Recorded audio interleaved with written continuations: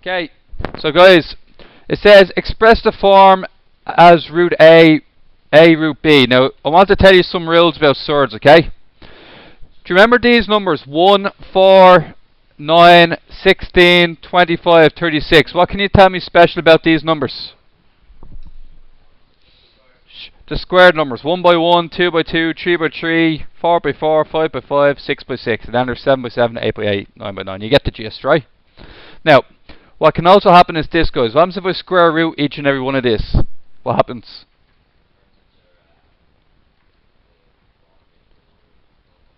So it turns in, that's a really good way of explaining it. It turns into the, what you say there?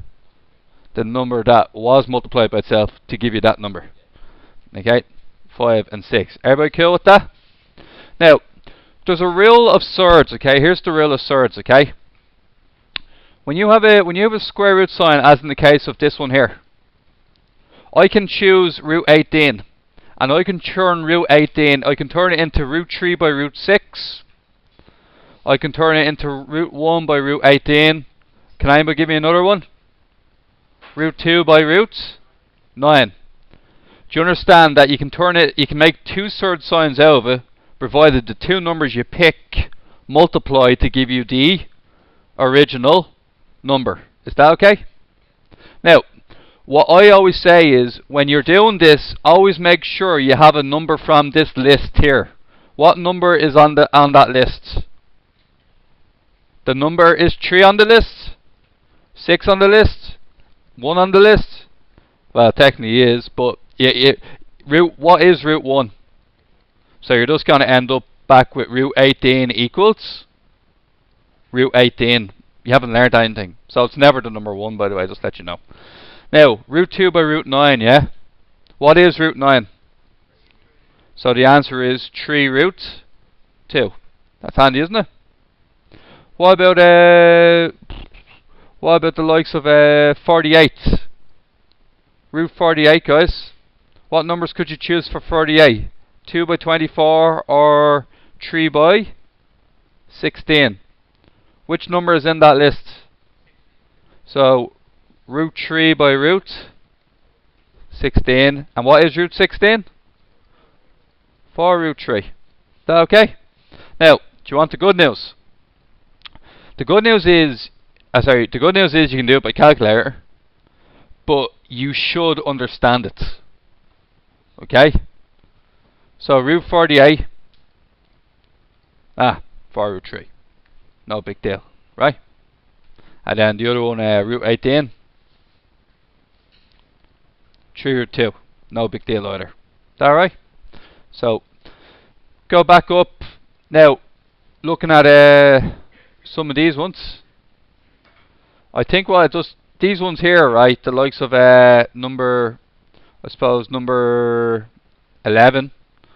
1/3 of root 108.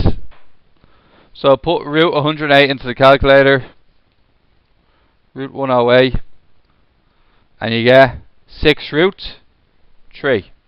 Now, 6 root 3 is getting multiplied by 1/3. Anybody tell me the answer to that? The answer would be, just chill out for a second. If I asked you what is 1/3 of 6x, what would you tell me? 2x. 6 divided by 3? 2. 6 objects divided by 3 is 2 objects. This is the same deal. There are 6 root 3's. There are 6 of them together. And what you want to do is you want to get 1/3 of them. 1/3 of them is 2 root 3. Or 2 objects. So, 2 root 3. The half only affects the number on the outside. Is that alright? Once again, if you just put that in your calculator as 1/3 bracket root 108. But you should probably try and understand where the numbers come from, because it has a knock-on effect if you don't understand where the numbers come from. Okay? Now, let's try this one here, just because I felt that last one wasn't exactly great. I'll do this one without any help from the calculator whatsoever, okay? 75. 75 is 3 times 25, isn't it? And what's what's the square root of 25? 5 root 3. Now this 5 root 3 is then going to be multiplied by 3 fifths. It's exactly the same thing I'd do if it was 3 fifths of 5x. 5 divided by 5? 1. 3 multiplied by x? So I'd assume that it's going to be 3 root 3. Is that okay? We'll stop it. So guys, the next one is what is root 4 over root 9? Now it's very important. You can put that in the calculator, no bother, but there's a quicker way. Root 4 over root 9 is the same thing as root 4 over root 9 separately, which is 2 over 3. That's handy, isn't it? Root 100 over root 81? 10 over 9. Now, look at this one as an example. Root 1 and 9 sixteenths, okay? So see this 1 and 9 sixteenths business. Express it as a top-heavy fraction. Shift button there, 1 and 9 sixteenths, right? Just press equals. It's the same thing as over. So square root of 25 over 16, which is the same thing as. No, I'd prefer you didn't. No, to change mixed fractions into top heavies, what you always do is this. You basically multiply 16 by 1 to get 16, and then you add on the number on top. So 9. 16 plus 9 is 25. 25 over 16. Just so we're clear how to do top heavy fractions, I'll give you one more. 3 and 4 fifths. Multiply the 5 by the 3 to get 15. Add the 15 to the 4 to get 19 over 5. Okay, so look, we're leaving cert honours class. You learn how to take care of mixed fractions as well, right? Just need to know them. Okay, these ones. Now, you'd be very excused just to be honest, just to go straight in. I know I'd probably do this. Just like that. Now, 2 root 2 is the answer, okay? Now, what I'd like is to be able to do, if you understand how it works, it means when these turn into letters, you won't be lost, okay? So here's what I would have done. I would have changed root 18 into what? Root 9 by root 18 is 3 root 2. Now, 12 divided by 3, 4 over root 2. And eventually, you can put 4 divided by root 2 in the calculator if you want, and you get 2 root 2 as your answer. We haven't got that far yet, so you'd be forgiven for using the calculator at the end. We'll be doing some rules later on that helps clear that up. Same deal, you can just use your calculator, okay? No big deal there. Now, in each of the following, find the odd one out. Now this is an interesting one. Okay, you could do this the following way. You could put them all into the calculator and all make sure they have the same decimal value. Do you understand? You can say root 20 is 2 root 5, which is 4.47. Root 10, 3.16. And then finally 2 root 5 is already 4.47. Which one's the odd one now? Root 10 is the odd one now. Okay? Now, another way, so that's basically how you do them. Just no point getting any more complicated, okay? These ones here. How do you multiply these out? Anybody remember how to multiply x plus 3 by x minus 2 out?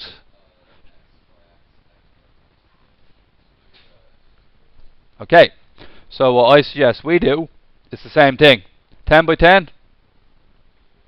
100. 10 multiplied by root 2. Minus root 2 multiplied by 10. Minus 10 root 2. And then finally root 2 multiplied by root 2. They do technically. See root 2 by root 2, Rory? It's root 4, and root 4 is 2. In a way, you combine them and get rid of the square root sign. So, minus 2. Now, 100 minus 2?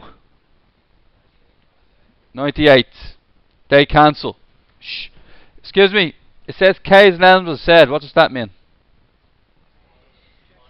Sorry?